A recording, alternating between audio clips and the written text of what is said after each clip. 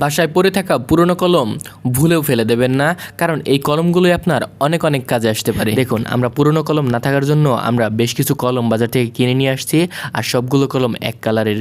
এবার 3টা কলমকে একটা গ্লুগানের সাহায্যে এভাবে করে জুড়ে দিয়ে দিচ্ছি।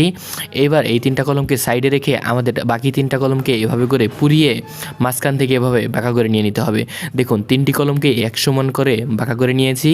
এইবার 3টি কলমকে আমরা উল্টো করে এটার মধ্যে এভাবে জুড়ে দিয়ে দিব। দেখুন, এই পাশে একটা, এই পাশে একটা এবং অপর পাশেও একটি, 3টি কলমকেই আমরা জুড়ে দিয়ে দিলাম।